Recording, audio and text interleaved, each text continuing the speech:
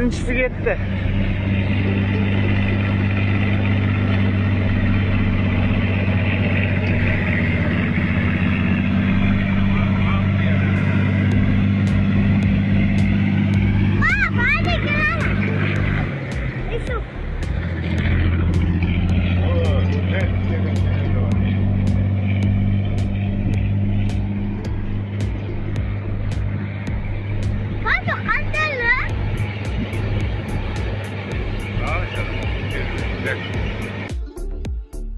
Ассалаумағалейкум қазақ елі.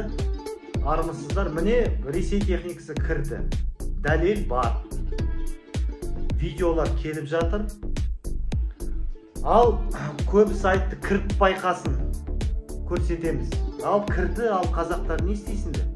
Кірді. Украинадан келген техника. ZV Украинадан қашып жатырды. Дрондар қазір Астраханға дейін жетеді. Сол Украинаның дронын бомбаламасын деп Қазақстанға тығып жатыр.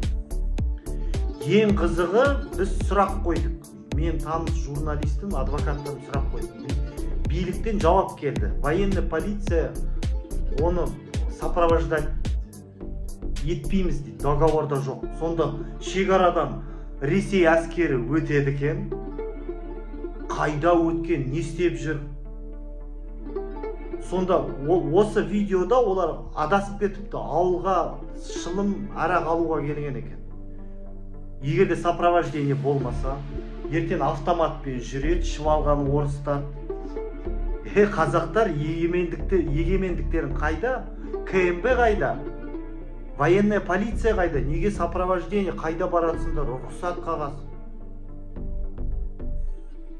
Сондықтан егемендігімізден айырылдық. Военная полицияға сөз өтпейді, КМБ ештеңе айта алмайды. Келеді, анау газовый трубаны соқты, екі бағанды құлатып кетті, мас болды, автоматпен атты. Болды. Сондықтан қазақтар осындай видео болса, маған жекеме жіберіңіздер. Халықтың сауатын ашу керек. Алдында маған сенбедіңдер ғой. Міне дәлел.